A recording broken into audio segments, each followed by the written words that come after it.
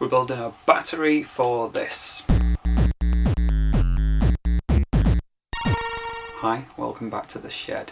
My favourite mod of recent times is the IPS screen in a Game Boy Advance SP, especially if you are like me from the UK and you never even got to get one of the AGS 101s natively. These are such a good upgrade. However, they are quite power hungry and they do get right through the batteries. So what we're going to do today is take a look at building our own custom battery that should hopefully last a little bit longer. Right, so this is my current favourite Game Boy Advance SP. You may have seen the video where I fitted the IPS screen inside it. There's also a separate video where I install a stereo output jack on the side of the screen there as well, so do check those out if you've not seen them already. It's an awesome mod. When you switch on, you've got the backlit screen. You can change the brightness levels with the little button here and it cycles through from dim to gradually brighter, which is great, but the thing is the bright screen is just so good. You end up using that all the time and it does get through the batteries fairly quickly. Now, the Game Boy Advance SP battery is held in with a screw, so we'll just open up there and take a look. So it's like a little hinged lid that you can remove.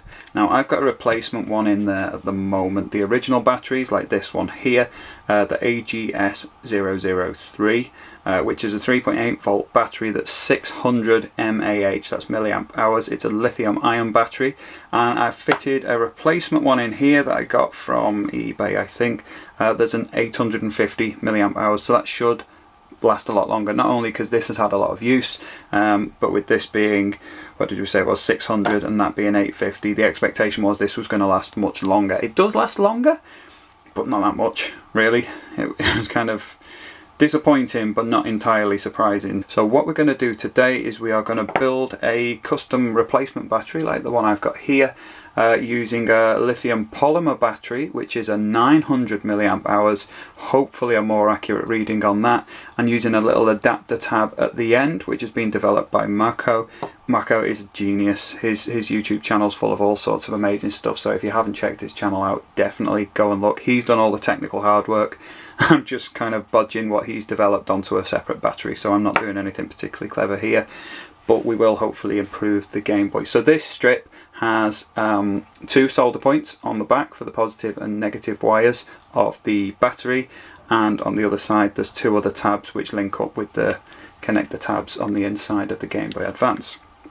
So the battery we've got is one of these little lithium polymer ones that's all sealed up with capped on tape at the end with a little circuit board and a black and a red wire, red for your positive, black for your negative. So all we need to do is wire it up to the separate tab. Now I did do one of these already the other day. Now two things about that. First of all, I did it, I ended up taping it all up. I was quite excited. I got a 3D printed bracket that the battery was supposed to clip inside, but I think the batteries that this bracket was meant for are much smaller, because when I tried to squeeze it in there it ended up snapping. So yeah, that's by the by, but this actually fits quite neatly inside. Now once I'd finished making it, because I was doing a video for the other one, I realised that the battery itself was just a tiny bit too thick. Like, it does fit inside, but when it was screwed down the lid just sort of bulged up a little bit, and I did not like that. So I had a look at the other batteries that I bought, and it turns out that this one is just marginally thicker than some of the others. So I've picked up one that's a bit thinner. This one, let's have a little go, should fit neatly inside and allow the lid to close a bit more neatly. So we're going to have another go and use that, and if it works well I might dig out another battery and use this tab for doing another one. But that's what we end up with. Basically what I did was I clipped the wires to size, soldered the tab on, and then used capped on tape to just seal it all up into one unit. And because my battery's a bit bigger, although it's a bit big to fit in the bracket, it actually fits quite comfortably inside the Game Boy, so that's not going to be a problem. I don't need anything else to pack it out. Okay. Equipment wise, I'm going to need some solder, a soldering iron, some of this capped on tape, which is like a heat resistant tape, which is really good for working with this kind of thing. The battery adapter, I got these off eBay, but if you search for Mako, M-A-K-H-O, Game Boy Advance battery, I'm sure you'll find something. Now these are kind of clipped off from a whole load of these, and they've got like these little tabs still on, so they need smoothing off. And the first thing I did with my other one was just sanded those off. Let's see. use a little bit of old skateboard grip tape. You can use whatever you want, any glass paper or sanding block or whatever else you've got to hand. But I basically just took those down by getting my flush cutters and just clipping off the bulk of it, and then just lay your chosen abrasive surface down and just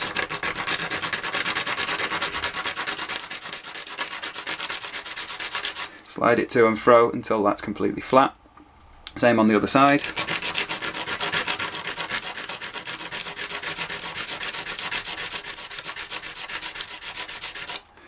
And that's all smooth there. So that is now ready to attach and will fit more neatly inside the Game Boy. I found if you leave the tabs on, it's not ideal because the tabs can end up bulging that battery door as well. We want a nice neat fit, so it's worth sanding those down. So I've got my tab ready, I've switched on my soldering iron, that's warming up, and we've got our battery here. So we've got the red and the black, and we'll take a little look at the Game Boy where it's going to fit inside as well. So when I attach it, the tab is going to be that way around because these are slightly off center, and the positive is this side and the negative is that side. So if I look at these wires here, the red is naturally on this side with my positive labelled there, and the black on this side. But because of the tape, I'm just going to have to reroute those very slightly.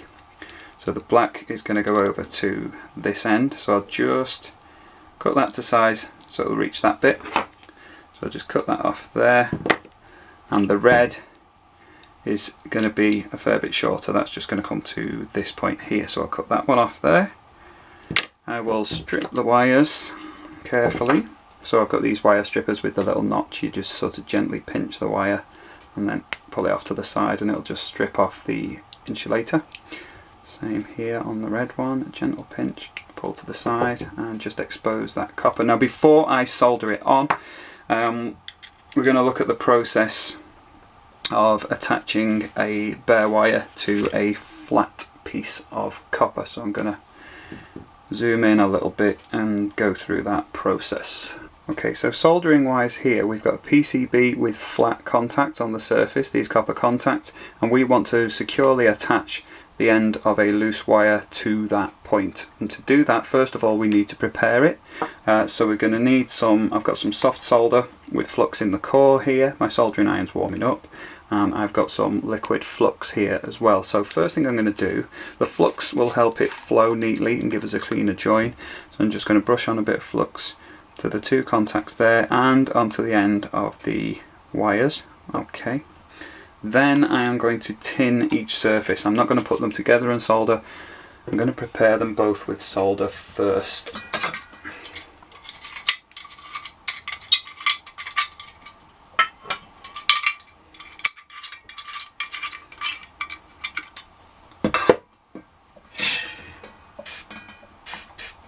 So I've got my soldering iron, and what I'm going to do is just, if I point these wires upwards, I'll be able to get to the ends quite easily. I will heat the wire, melt a little bit of solder on, and just make sure the end is tinned. It doesn't need to look like a great big blob of solder on the end. It just needs to be kind of shiny and silver on the end where it was maybe copper before. On these surfaces I need to heat that, and you might hear the flux sizzling a little bit, and then melt on the solder. So 3 steps. You've got to heat it up first because the solder will only stick if it's warm. So 1, heat it, 2, melt it on, 3, let it flow first before you move away. Importantly, you let it flow first. So in terms of where my battery is going to sit, let's just double check what we've got. We've got the positive side there, so that's going to here. So that'll be my red wire. So in terms of attaching that red wire, let's get a helping hand here so you can see what I'm doing a bit more clearly. I've got that there, and I have got my wire, so it's going to end up sitting like this. So if I solder it like that, it'll end up bending around, so that'll work out quite well for me. So you need a relatively steady hand here, which is something I'm not blessed with, but just line them up, and because they've both got solder on the surface, if you reheat, they will merge together. You just need to hold it steady, only about 5 seconds or so needed for that. and that's now like really securely attached. So this is going to swing around to the other side where the black wire is going to go, so I'm going to melt that in this direction, and again use the crocodile clip to hold it and line up my wire. So the wire's already pre-treated with solder. I'll line up those two, again reheat, hold it steady, and now both of those are securely fastened on there like that. So with my tab now soldered in place, I think it's prudent to give it a quick check and just make sure it does work. So I'll just first of all check the fit before I go putting all the tape on, and just drop that in place, put the battery in. I mean, it would work like this, the tape's just going to secure it that bit better.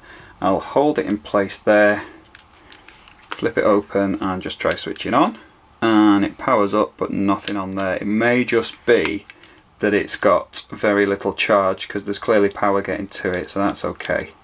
So next step, I suppose, is to check if it will charge. But let's try plugging it in and see if it lights up to be taking charge first of all. So that's a good sign because it shows the battery is actually connecting, forming part of a circuit with the charger.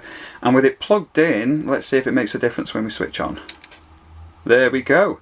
So that bodes very well for the battery. It's going to need to charge for a little while, but we know it works, so we know it's worth moving ahead in terms of going to something a little bit neater like this, compared to what I've got there, which is a little bit loose and untidy and not really in keeping with my usual style. So we'll move the other one out of the way. May as well charge it anyway. And we'll take a look at what we've got here. So at the moment we've soldered it on neatly, it's all set out there, and I want to just sort of line everything up neatly and make it feel more like a solid product. So first thing I need to do is attach it at the end. Just looking at my wires, get those neatly in place. And I think a bit of tape over here. Obviously I can tape it over the ends, but I don't want to cover up the copper track. Now fortunately I do have a range of different thicknesses of this capped on tape. It was quite expensive when I bought it at the time, but it's going to last me forever, and it's come in really handy over time. Now these two are going to be perfect for the battery because I'll use the thin stuff on one end there and the thicker stuff at the other end there.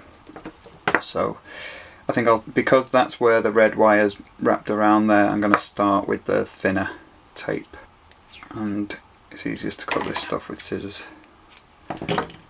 Just pop it over here like that,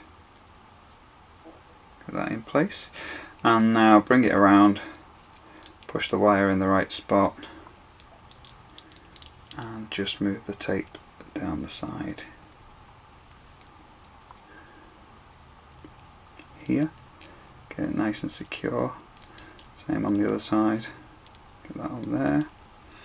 And that's already feeling much better. The red wire is poking out a little bit there, but we can prod that in, that's not a problem. So now the other tape, so that's the slightly thicker stuff. Peel back a strip of that, cut it again, put that over here, line up with the rest of my battery, make sure that's pretty much centered and secure, and then get the tape down the side there and down here as well. So that's got it securely attached to the top, keeping all the wires in place.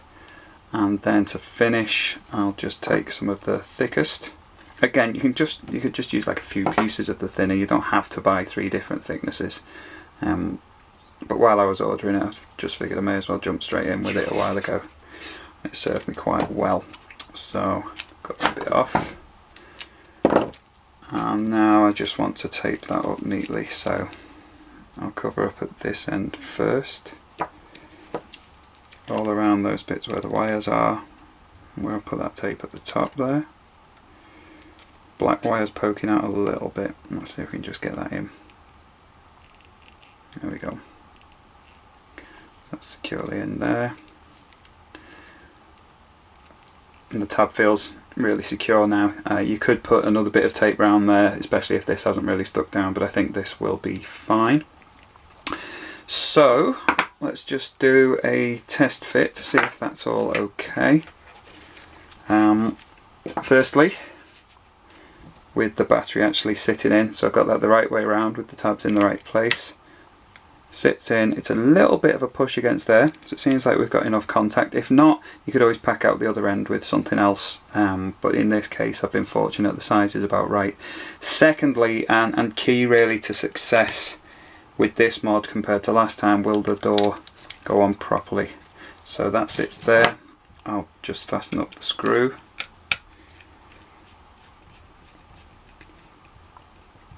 And that fastens down much more flush than it did before. There's a very, very slight bulge here. And we'll just investigate that, see if it's anything we can do anything about. So the slight bulge is just there. So the tab, when I go like that, it kind of tilts slightly. So I think the tab is raised. So if I look at that, where I've taped it on, it does kind of lift slightly. Now because it's only held in place with tape, I can kind of readjust that, bend it down a little bit. Get that a bit more in position and see if that helps. So we've got that in place now. Again, make sure the contacts are connected, and we'll attach that there. Hopefully this will sit a little bit flatter now I've redirected it. Yeah, that's a lot better. Again, still a very slight bulge there, but if I investigate that, I think it's just the battery itself. Where that's raised, there's a very slight bump in the battery, but that's me being fussy. And don't forget, this is a third-party case as well, so the fit isn't going to be quite as perfect as if you have an original shell. So if you've got an original Game Boy Advance shell, that's even less likely to be an issue, but that's a very, very slight raised surface, whereas with the previous one that I built, it was quite a bulge. So that I am quite happy with. It sits flat, it is plugged in, and interesting. So when I plugged in, the light came on and then went straight off, and when I try and switch on, it comes on and then cuts straight off. Not ideal. So that means either it's not making a good contact, or I might have blown a fuse. Hopefully not.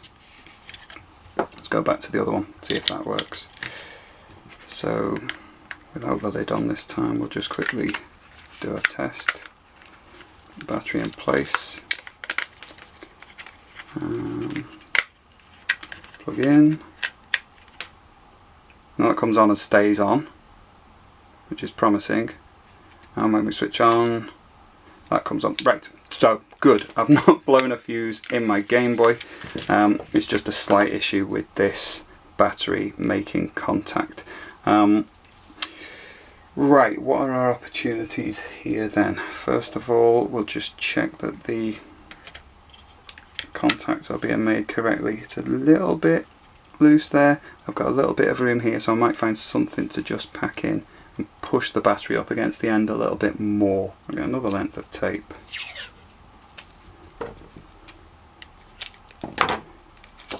Put it at the other end of the battery and have it slightly overhanging. Bring that round there and there. Pinch it over here and here, and just give us a little bit more, and hopefully pack it out enough that the battery works. Let's put the lid on.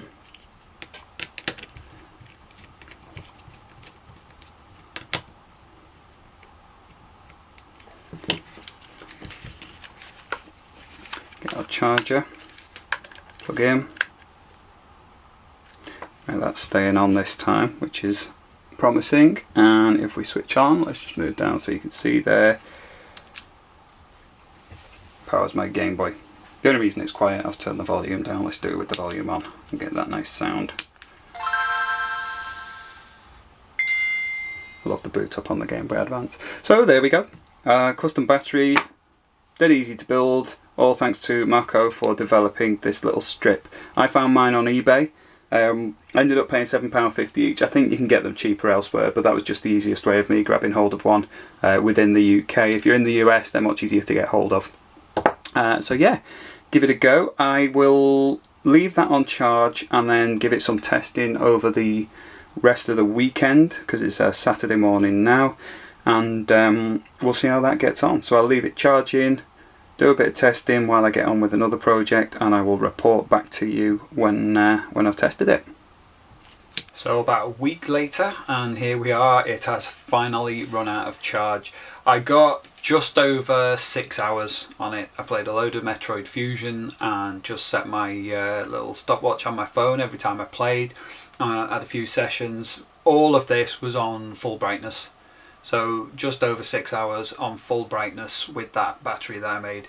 The adapter cost me £7.50 off eBay, and the battery, even though I had to wait a long time for it to come from China, I think it only cost me a few pounds. So yeah, well worth it, and a really easy job to actually put together. In terms of the battery itself, this thing here, what you need to look for if you are searching for one of the batteries is LiPo, lithium polymer battery, 3.7 volts. Mine was 900 milliamp hours. I'm not sure what other values you can get them in. Obviously the bigger that number is, the longer it's likely to last. The thickness is 6mm.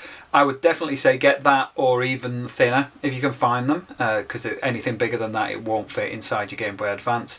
And the model number for the one that I used was 603048. In my previous batteries didn't really manage to get anywhere beyond 2 hours, so 6 hours is a massive increase. And as I say, that's on full brightness. I think if I set the brightness to medium, I've heard of somebody managing to get 9 hours out of theirs. So yeah, it's well worthwhile, and it stays as a useful portable console. So yeah, it's good. So that's it. Thanks for watching.